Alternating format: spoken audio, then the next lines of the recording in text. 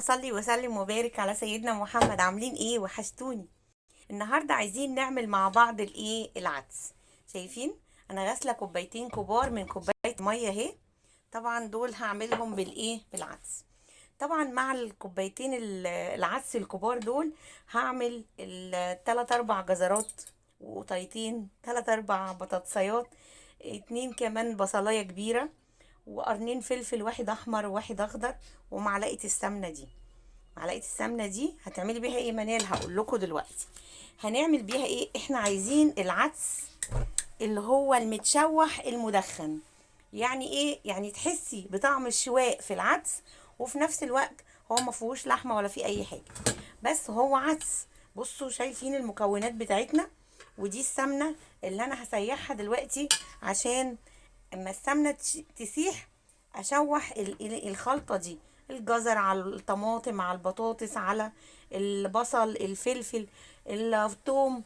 ومجهزه كمان معايا التوابل دي: بابريكا، كمون، بصوا بهارات المرقه، الكاري، فلفل احمر، فلفل احمر مطحون، ملح، توم بودره، بصل بودره. بصوا كل حاجه، بابريكا، كل حاجه ممكن تتخيلوها بحطها على العدس بتاعنا. هو مش فيه لحمه ولا حاجه، بس لازم يبقى فيه قيمه غذائيه.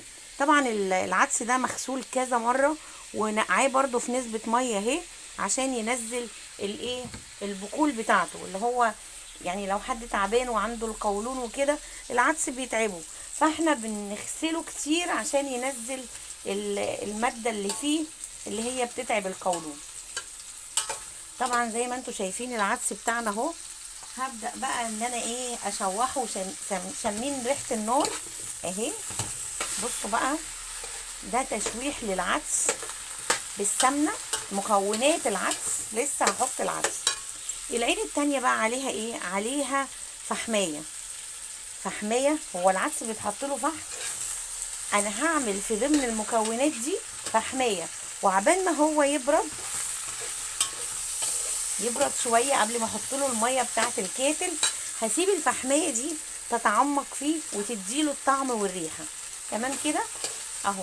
بصوا طبعا التشويح العدس زي ما انتم شايفين اهو، فكره جميله جدا. انا عملتها وجربتها وقلت هعملها معاكم، عشان طبعا العدس ده بالذات لما انا بعمله بحس ان الدنيا كلها عايزه تدوق.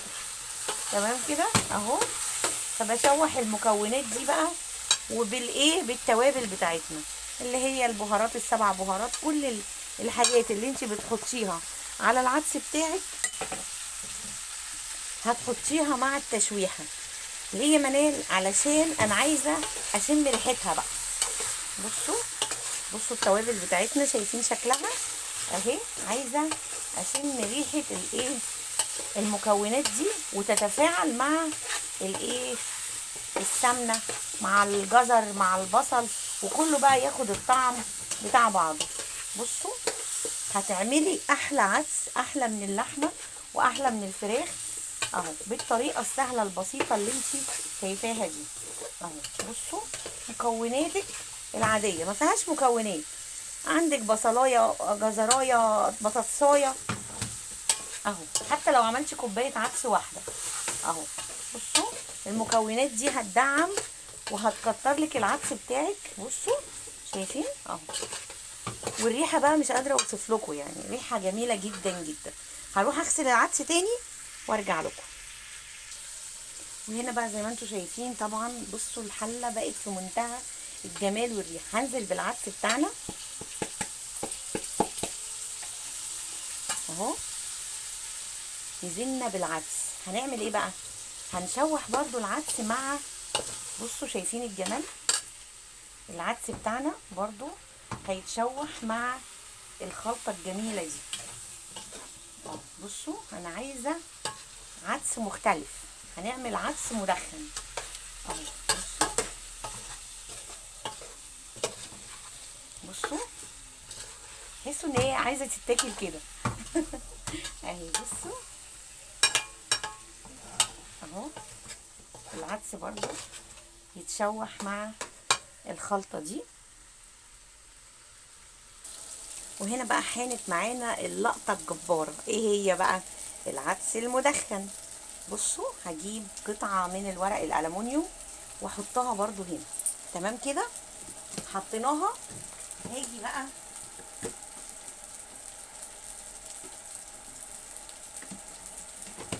طبعا العدس متولع عليه. تمام كده، هاجي بقى اجيب الغطا بتاعنا ومعلقة من السمنة اهي، نص يعني، بص على حرف المعلقة اهو من السمنة، هتنزل على ايه؟ الفحمايه بتاعتنا، واروح قافله عليها الغطا. كده عملت ايه؟ عملت عدس مدخن. شايفين النار؟ شايفين عملت عدس مدخن. مدخن بطعم الشواء.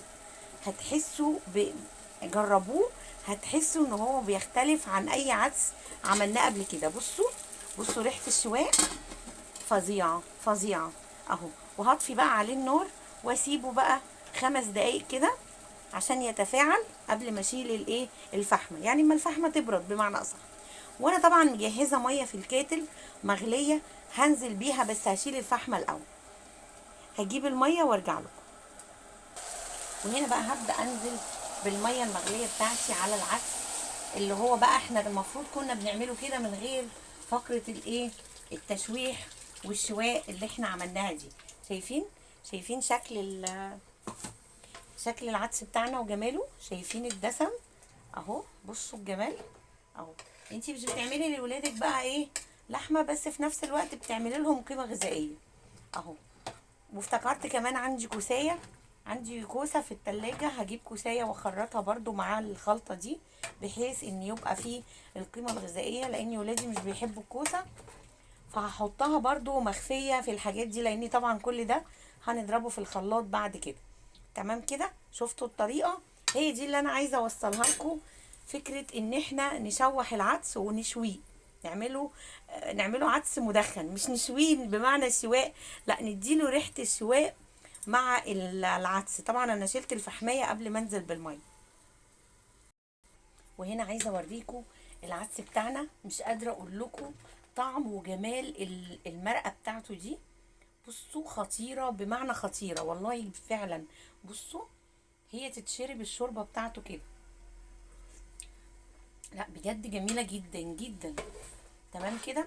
طبعا ولادي مش بياكلوا الكوسه، بس انا بشتريها برضو، مفيش فايده فيا اهو، بحب اعملها شوربه خضار.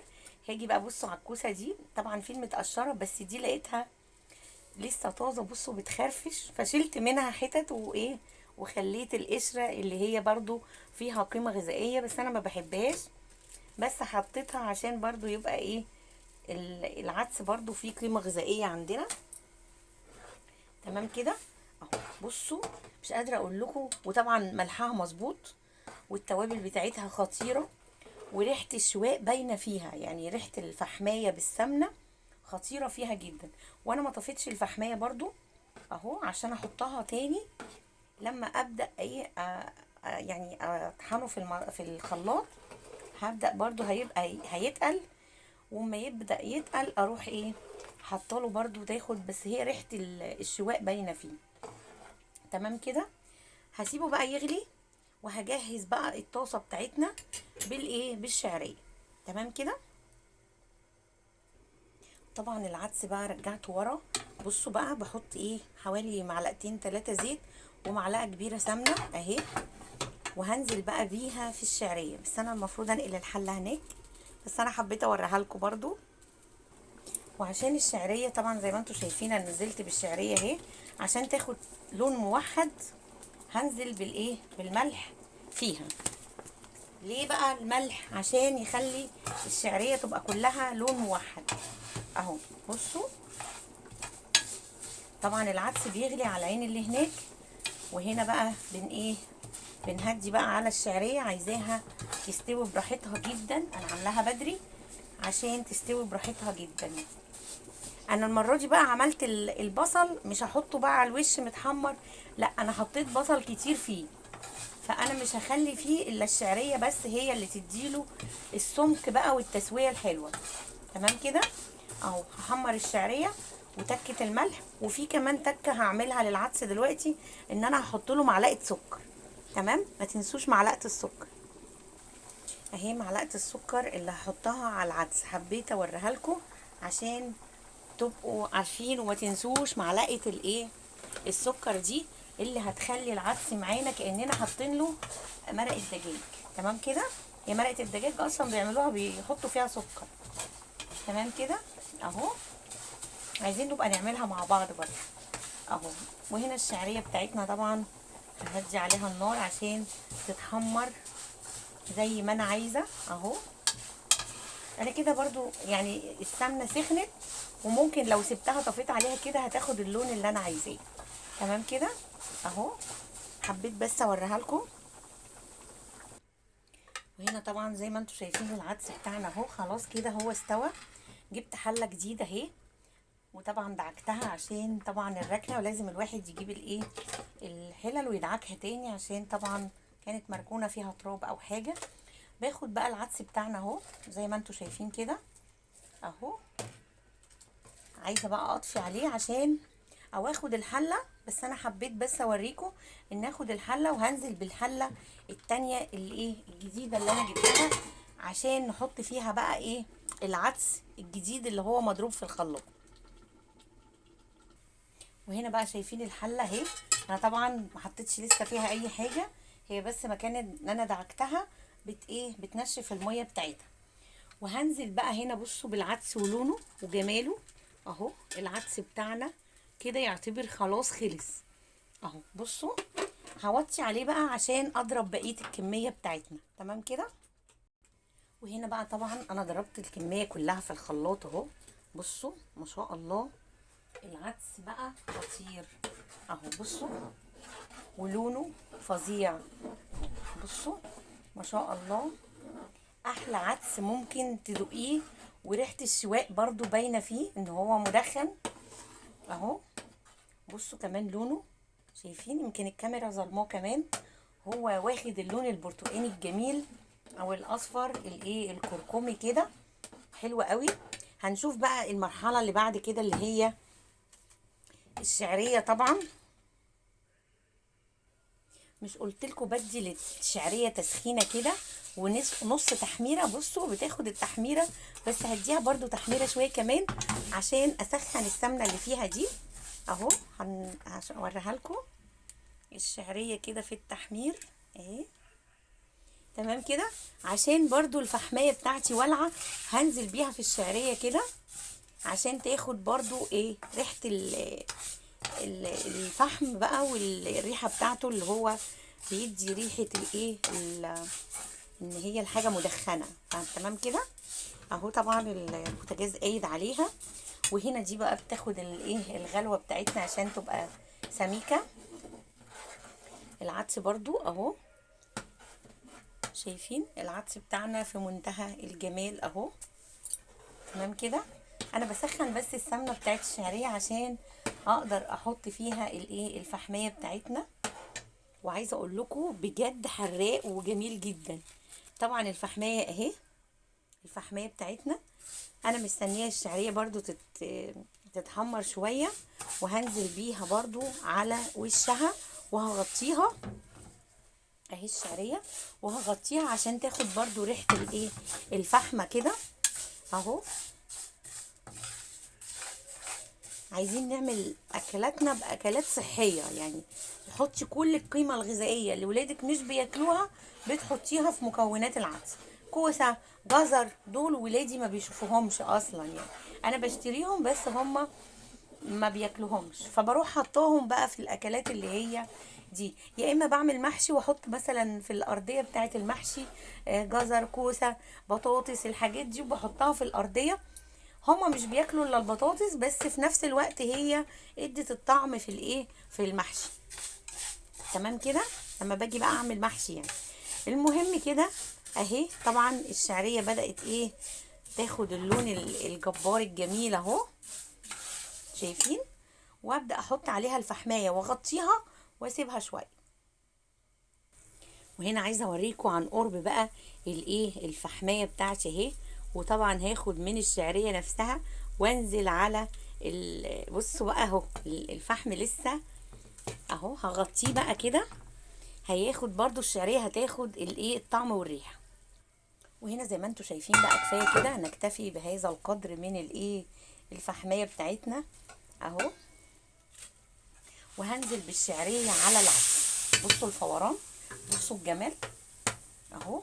ونيجي بقى نحط بقى العدس بتاعنا كده عشان ننزل باقي الشعريه بتاعتنا اهو. كده في نص ساعه عملتي احلى عدس مدخن اهو. الشعريه مجرد ما تستوي خلاص العدس بتاعنا خلص تمام كده. هي هتاخد غلوه وهوريكم الشكل النهائي. وهنا بصوا بقى العدس كده اهو، قوامه في منتهى الجمال اهو. وطبعا تقله بالشعريه بقى وجمالها، شايفين اهو كده احلى عدس ممكن تعمليه وما خدش منك نص ساعه. فكره التشويح دي جميله، جربوها هتعجبكم. وهنروح بقى نشوف الغرف النهائي بتاعنا. وهنا بقى ده الشكل النهائي، بصوا قوامه في منتهى الجمال مع العيش الطري والبصل اللي بالكمون والملح. بحب احط ملح وكمون على البصل، طبعا بيديله مذاق جميل جدا، جربوه. ودي طبعا الشعرية هي باينة في العدس وريحته فظيعة لانه طبعا العدس المدخن. اتمنى طريقتي تعجبكم وتجربوها، واشوفكم بخير في الفيديو القادم. الى اللقاء، باي باي، سلام عليكم.